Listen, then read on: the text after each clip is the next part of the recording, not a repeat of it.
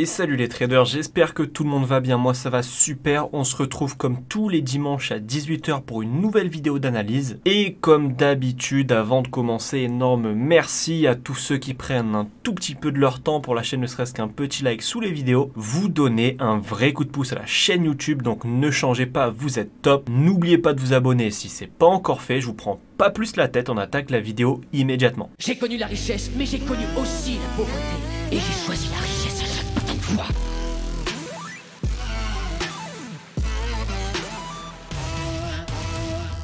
Allez, on commence avec Hotcad. Hotcad, la semaine dernière, je vous avais dit de faire attention à des buy setup pour tenter les achats.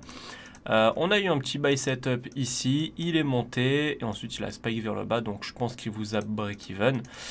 Pour les jours à venir, toujours pareil, faites attention à des buy setup, on tente encore une fois à chaque opportunité. On a peut-être certainement eu ce spike dû à ce potentiel gros running ici. Donc là, s'il corrige, pourquoi pas tenter toujours de l'achat sur Hotcad. Euro-USD, je vous avais dit de faire aussi attention à de l'achat et pour l'instant on est toujours dans sa zone de correction. Donc les plans ne changent pas, moi j'attends toujours un achat jusqu'à ce plus haut ici. D'accord, attention tant que ce plus bas n'est pas cassé. Ok, donc on cherche un achat jusqu'ici tant que ce plus bas n'est pas cassé. Si ce plus bas est cassé, on oublie ce plus haut. D'accord, donc si vous avez des buy setup, pourquoi pas. D'ailleurs là il y a un bon petit running qui est en train de se préparer. Donc si en interne là vous arrivez à le choper ici en petit time frame pour aller chercher ce qui reste, pourquoi pas tenter l'achat sur Euro-USD. GBP HOT, celui-ci fail, je me suis gouré. Pas très grave, il n'y a pas eu de gros sell setup parce que je vous avais dit de faire attention à de la vente pour cet expanding juste ici. Alors il en a donné un petit ici mais rien de fou, hein, pareil, fini en break-even ou au moins sorti à zéro.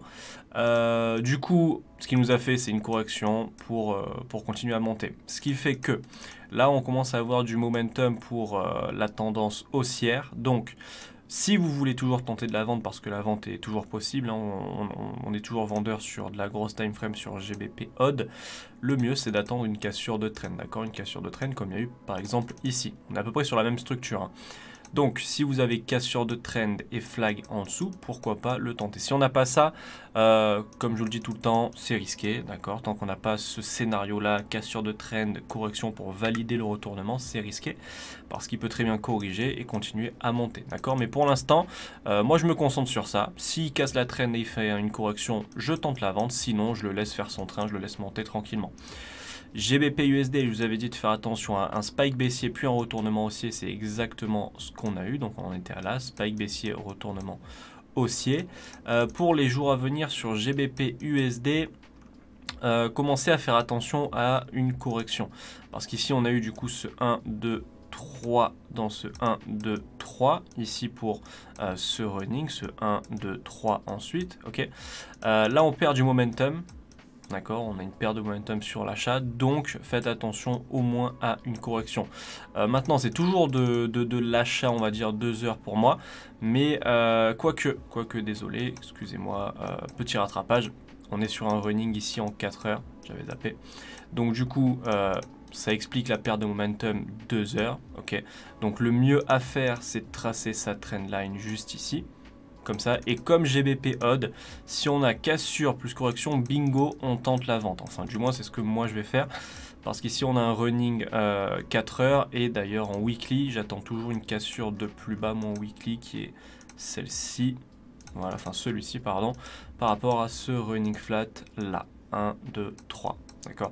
Donc, j'attends la seconde impulsion qui vienne casser ce plus bas.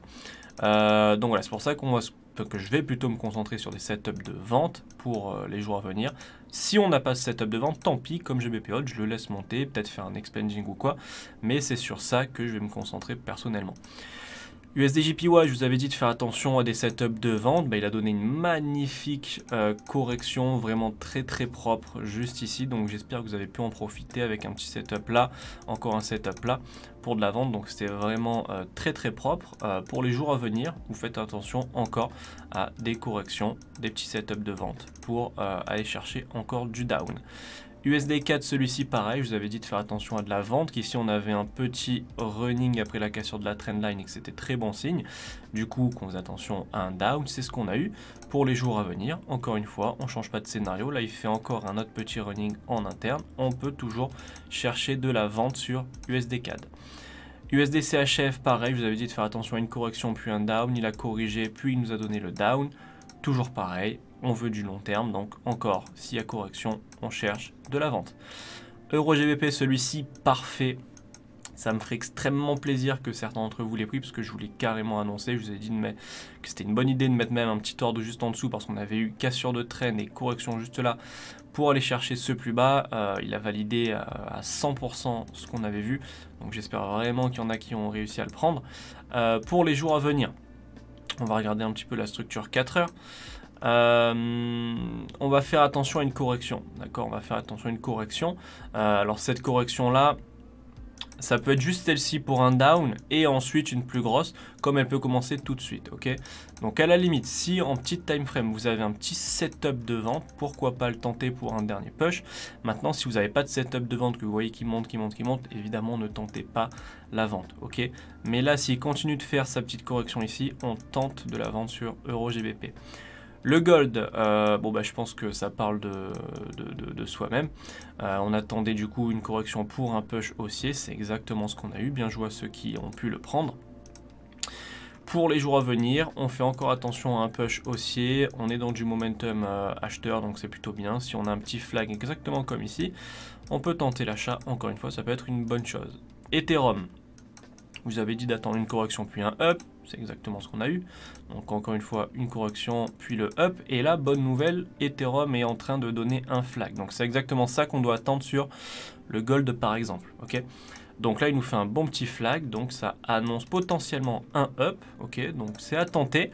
Pas all-in, comme à chaque fois évidemment. Mais c'est du moins à tenter et à se protéger assez rapidement parce qu'il faut faire attention. Ici, on a une petite perte de momentum. D'accord. Donc on a une petite perte de puissance acheteuse. Donc voilà, faire attention si on tente l'achat, on se protège assez rapidement, on met le break-even dès qu'on peut, comme ça on est tranquille. Mais de l'achat ça peut être pas mal. Bitcoin, celui-ci je vous avais dit pareil de faire attention à de l'achat, qu'il y avait deux choix. Soit vous tentiez la cassure de cette petite trend et ce setup, mais qui était plus risqué que d'attendre la cassure de cette grosse trend.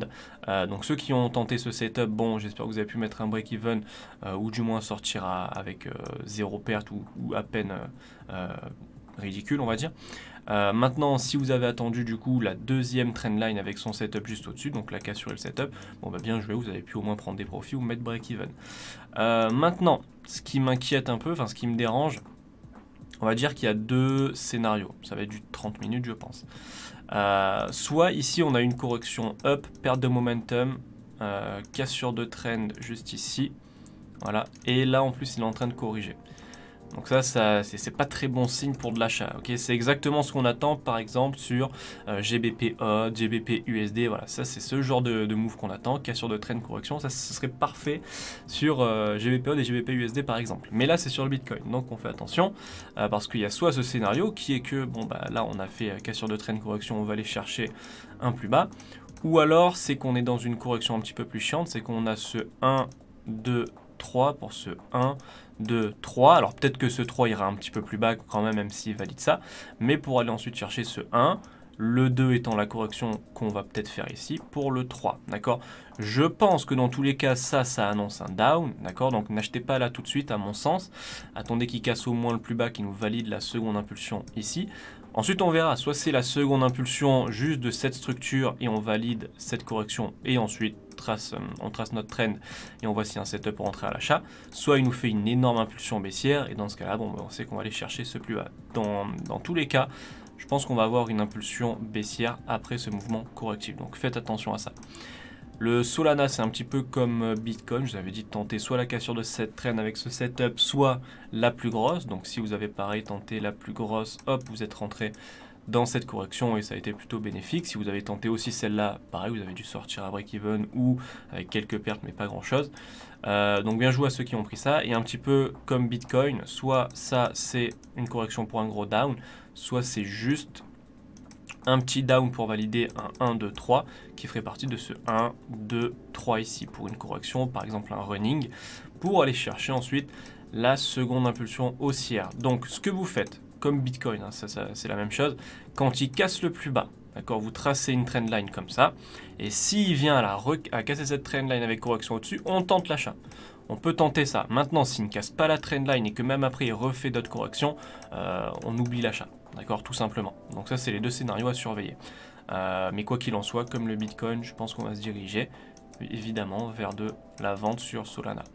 Le DOT, celui-ci, encore une fois, c'est la même chose. Vous avez peut-être tenté celui-ci, peut-être que vous avez tenté le second, peut-être les deux. Quoi qu'il en soit, on voulait de l'achat. Donc on n'a pas eu l'achat sur le setup qu'on avait en live la semaine dernière. On l'a eu sur un autre setup. Mais on va dire que l'achat est validé. On a cassé le plus haut, ça c'est cool. Celui-ci, pareil, ça peut être la même structure. On est vraiment sur la même structure là sur ces crypto-monnaies. Donc là, on peut avoir une correction. Donc on va très certainement aller chercher une impulsion numéro 2 baissière. Maintenant, à savoir si ce sera une impulsion pour aller chercher un plus bas ou alors une impulsion qui fera partie d'une correction comme ici par exemple pour aller encore chercher un plus haut. Mais pour l'instant, on fait juste attention à un down par rapport à cette correction. Et on termine avec le BNB, celui-ci on voulait du coup cassure du plus bas retournement. Bon bah c'est exactement ce qu'on a eu, cassure du plus bas retournement. Pour les jours à venir, celui-ci, il est en train de corriger. Donc on va dire qu'en 2 heures, 4 heures, allez en 2 heures, c'est plutôt bon signe pour un achat. Maintenant, il va peut-être continuer encore de corriger cette semaine, enfin la semaine prochaine. Donc voilà, faites attention quand même plus tard à un achat. Donc les buy setups sont à tenter, mais il risque de corriger un petit peu plus longtemps encore. Voilà. Et voilà, c'est la fin de cette vidéo, j'espère vraiment qu'elle vous aura plu. Si c'est le cas, n'oubliez pas de lâcher un petit like, ça me ferait super plaisir. Je vous dis à la semaine prochaine pour une nouvelle vidéo, courte vie mais légendaire comme d'habitude. Ciao!